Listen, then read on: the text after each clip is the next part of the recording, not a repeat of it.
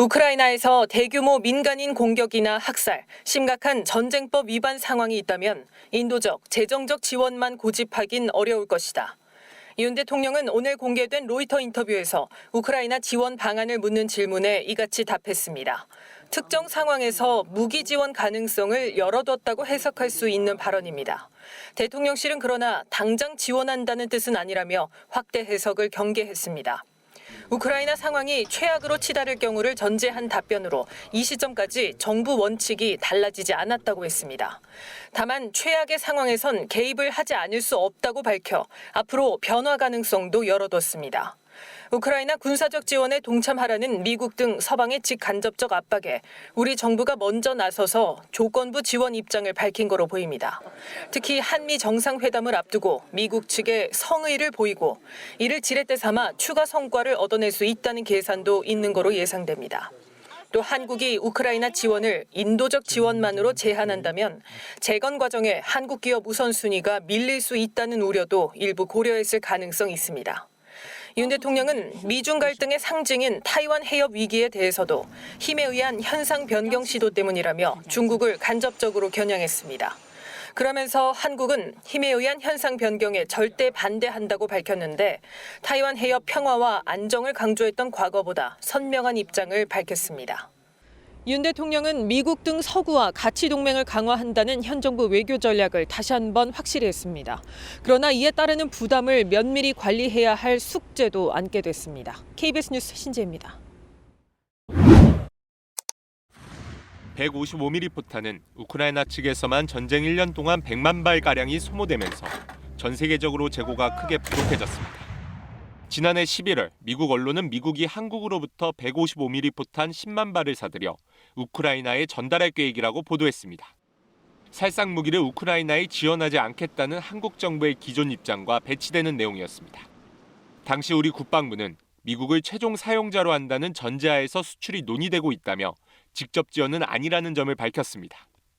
최근에는 미국의 기밀 문건이 유출되면서 직접 지원 가능성까지 제기됐습니다. 당시 김성한 국가안보실장과 이문희 외교비서관이 우크라이나에 포탄 33만 발의 지원 방안을 논의하면서 살상무기 지원 금지 원칙 변경을 언급한 내용이 공개된 겁니다. 여기에 한국 진해항에서 독일로 포탄 33만 발을 이송하는 미국 측 계획을 담은 문건과 함께 포탄 이송 정황까지 포착됐습니다. 이미 포탄이 유럽을 통해 전쟁터로 들어가고 있는 거 아니냐는 의혹이 제기되고 있는 이유입니다. 우크라이나의 자유 수호를 위해서 한미 정부가 그동안 지원 방안에 대해서 협의를 해왔고 또 우리 정부도 군수물자 지원을 포함해서 적극 추진을 해왔습니다. 정부는 그동안 살상무기 지원은 없다는 입장만 되풀이하면서 구체적인 무기 지원 방법과 규모에 대해서는 함구해왔습니다. KBS 뉴스 박찬입니다. 러시아 외무부가 오늘 우크라이나 무기 지원을 반러시아 적대 행위로 간주하겠다며 재차 경고했습니다.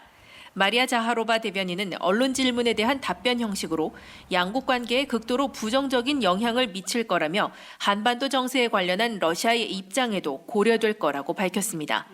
앞서 러시아 크렘린궁도 이례적으로 신속하게 입장을 내놨습니다. 페스코프 크렘린궁 대변인은 한국이 우크라이나에 무기를 보내기 시작하는 건 분쟁에 일정 수준 개입을 의미할 거라고 논평했습니다. 우크라이나 상황에 대해 한국은 유감스럽게도 러시아의 다소 비우호적인 입장을 취해왔는데 무기 지원 가능성은 이런 입장의 연속선상에 있다고도 했습니다. 그러면서 서방은 이 분쟁에 점점 더 많은 국가들을 끌어들이려 할 거라고도 비난했습니다. Конечно же, начало поставок вооружения будет косвенно означать определенную стадию вовлеченности в этот конфликт. 러시아는 그동안 미국 등 서방의 우크라이나 무기 공급에 대해 레드라인, 넘지 말아야 할 선에 근접했다, 분쟁의 당사자가 되고 있다며 비난해왔습니다. 우리나라를 직접 겨냥해서도 푸틴 대통령이 지난해 10월 경고성 발언을 한 바 있습니다. 핵미사일 분야에서 북한과 러시아가 협력을 재개한다면 한국은 어떤 반응을 보이겠냐고도 했습니다. 러시아는 지난해 2월 이후 서방의 테러 제재에 동참한 우리나라를 비우호국으로 지정했습니다. 이번에 윤석열 대통령이 무기 지원 가능성을 시사하면서 양국 간 긴장이 고조되는 게 아니냐는 우려도 제기됩니다. 모스크바에서 KBS 뉴스 조빈나입니다. 러시아의 반발에 대통령실은 러시아가 일어나지 않은 일에 대해 이야기한 것이라며 앞으로 우리 대응은 러시아의 행동에 달려 있다고 밝혔습니다. 우크라이나에 인도적, 재정적 지원만 한다는 지금 입장엔 변화가 없다고 했지만 군사적 지원 가능성을 완전히 닫진 않았습니다. 국제사회가 심각하게 보는 중대한 살상이나 인도적 문제가 발생하면 어떻게 지켜보기만 할 수 있겠느냐며 우리 국내법에 바깥 교정국에 대한 무기 지원 금지 법률 조항이 없다고도 했습니다. 윤 대통령은 다음 주 미국을 국빈 방문합니다. 우크라이나 추가 지원 문제는 정상회담 의제가 아니지만 대화 테이블에 오를 가능성 있습니다. 미국 방문에서도 한미동맹의 핵심인 가치 외교를 명확히 할 거로 보입니다. 우리의 모든 현재의 모습은 한미 가치 동맹에 기반하고 있다라는 것을 재확인하는 동맹 정상회담이 될 것으로 기대합니다. 윤 대통령은 미 국방부 수뇌부에게 직접 정세 보고를 받는데 중러 문제가 포함될 가능성 큽니다. 반도체, 배터리 등 첨단 분야 협력도 강조할 구상으로 미중 간 치열한 기술 패권 다툼에서 한국은 미국과 밀착한다는 점을 상징하는 조치들이 있을 거로 보입니다. 다만 중러와 마찰을 관리해야 하는 부담도 동시에 늘 수 있습니다.